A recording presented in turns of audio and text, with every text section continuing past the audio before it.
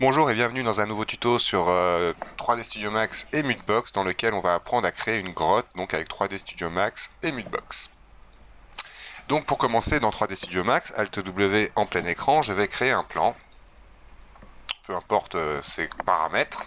Une fois qu'il est créé dans le menu modifier au niveau de ses paramètres, je vais lui mettre une largeur de 5 mètres par 5 mètres. Alors comment avoir ce genre de résultat ici ? Tout simplement dans personnaliser, je vais définir mon unité. Donc là je suis en unité métrique. On peut se mettre en centimètres, ça reviendra au même, tant que dans l'unité système, je suis à l'échelle du centimètre. Ça ne se changera rien ici à ce niveau-là, juste au niveau de l'affichage, on peut bien le constater. Alors pour vous montrer quelques outils, donc je vais déjà afficher les faces délimitées, F4 au clavier pour voir le résultat. Mon plan, lui, je vais lui demander d'être centré dans l'univers, donc avec des clics droits dans les boutons radio, je vais venir comme ça, hop, le centrer pile poil dans l'univers. Et donc pour vous montrer des outils de modélisation, je vais mettre mon plan avec une division en deux segments en longueur et en largeur à 1 et 1. Autre chose très importante qui va être, je dirais, au niveau du rendu tout à l'heure, je vais commencer aussi donc à parler de matière et d'éclairage. Donc il faudra avoir configuré son 3D Max en Max Mental Ray pour pouvoir avoir accès à tous les éclairages et les paramètres par défaut de Mental Ray. Donc tout simplement en passant par personnaliser, changer l'interface utilisateur. Si jamais je dis définir, il va me demander, il me dira que tous les changements sont pris en compte au redémarrage du logiciel. Donc moi il est déjà, donc ça sera à vous de le faire. Donc à ce niveau-là, je vais donc maintenant convertir mon plan en polygone éditable et l'appeler grotte comme nom et lui donner un maillage, une couleur pardon, gris foncé pour bien voir quand je vais travailler le maillage. Je n'ai pas besoin donc de voir la grille, j'ai comme grille du clavier que vous trouvez aussi ici dans le petit plus du menu de la fenêtre afficher la grille. Et donc à partir de là, nous allons donc découvrir quelques fonctions intéressantes de modélisation. Donc je vais sélectionner cette arête et cliquer sur boucle, ce qui automatiquement, oh, il ne l'a pas fait, pardon, anneau. Dans cet exemple-là, l'anneau, la boucle, ce sera des lignes justement qui vont se suivre par leur sommet. Là, c'est des lignes qui sont séparées par un autre segment qui vont du coup être sélectionnées. Donc je sélectionne anneau et clic droit, je vais donc connecter ces deux lignes-là, ce qui me créera automatiquement une ligne passant par le milieu des premières arêtes sélectionnées. Ensuite, je vais prendre l'outil chanfrein pour de cette ligne en faire une surface. Donc une fois de plus, je vais sélectionner cette ligne pour avoir toutes les lignes de sélectionner par la suite. Je fais Shift, je clique, automatiquement il va vous sélectionner les lignes en anneau. Et je refais la même chose, je connecte d'abord ces lignes, donc on voit qu'on peut passer par... qu'on peut connecter plusieurs arêtes d'un coup, et chanfreiner aussi plusieurs arêtes d'un coup. Voilà, donc on voit qu'à n'importe quel moment, je n'ai jamais désélectionné les objets. Au cas où, rappelez-vous que les sélections sont conservées, donc vous pouvez revenir en arrière avec CTRL Z, connecter, et bien chanfreiner en s'approchant de la ligne, d'un des segments, on va dire, et hop, voilà. Si jamais j'ai pas assez de place, là je vais pouvoir jouer avec échelle par exemple en prenant le pivot au centre de ma sélection pour pouvoir remettre au cas où ces lignes comme je le souhaite. Un double clic sur un segment aussi va me permettre de sélectionner donc justement ce coup-ci une boucle.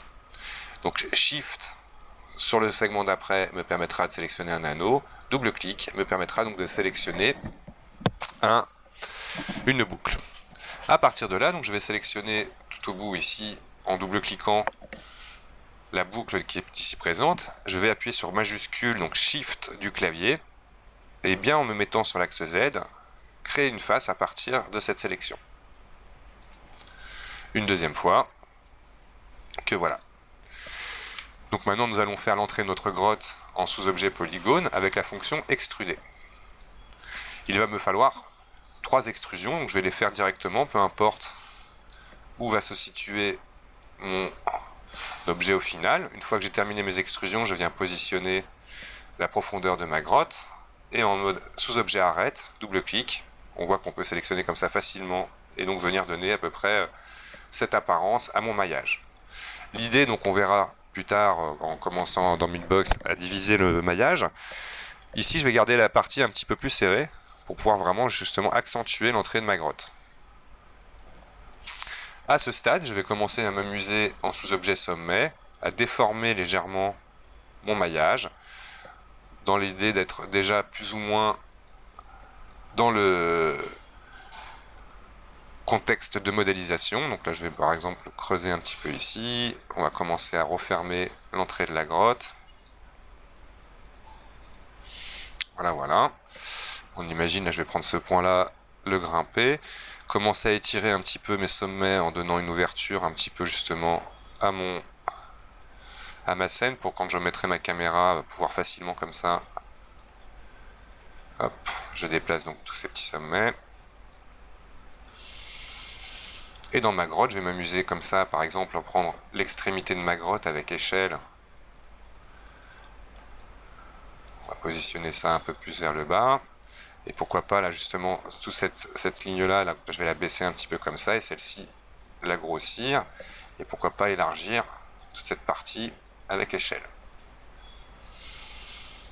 Donc, comme ça, je donne en gros le maillage basse définition. Voilà. On va commencer aussi un petit peu à incliner le dessus de ma grotte, comme ça. Imagine, on peut le faire très rapidement avec quelques clics. Là, j'avais un autre point de sélectionner, ce n'est pas grave. On corrigera ça en sculptant. Peut-être un peu plus de hauteur dans le fond de ma grotte. Voilà.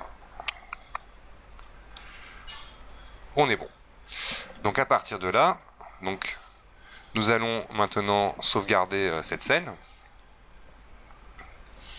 Donc je vais créer un dossier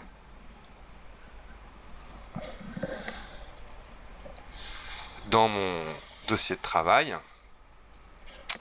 et je vais l'appeler grotte 01. Voilà, ma scène est sauvegardée. À partir de là, donc nous allons maintenant envoyer dans Mutbox notre scène, tout simplement en passant par le menu fichier de 3D Max, envoyer vers Mutbox comme nouvelle scène. Automatiquement, dans Mutbox, vous aurez ce message d'erreur qu'on ira corriger plus tard en nous indiquant tout simplement que les coordonnées du V, donc ce qu'on va apprendre à créer tout à l'heure, une fois qu'on aura donné notre maillage, les divisions à notre maillage, on reviendra ici, on reviendra dans 3D Studio Max donc pour créer les UV. Donc là pour le moment on va conserver tout et me voilà donc dans Mutbox. Tout simplement, au départ, donc vous arrivez, on ne voit jamais rien généralement quand on vient de Max, donc ça c'est un petit bug récurrent. Je survole le View Cube qui est en haut à droite du logiciel, un petit clic sur ce bouton et hop, je me retrouve dans Mutbox avec l'affichage de ma grotte. Donc dans Mutbox, pour se déplacer dans la scène, Alt enfoncé, clic gauche sera la rotation, Alt molette le pan, le glisser, et Alt clic droit, le zoom progressif. Bien évidemment, avec la molette, on peut tourner aussi pour faire du zoom. Quand on fera un clic droit dans le vide de la scène, on aura les options d'affichage. Donc par exemple, je vais désactiver la grille. Un clic droit, activer le filaire de ma géométrie.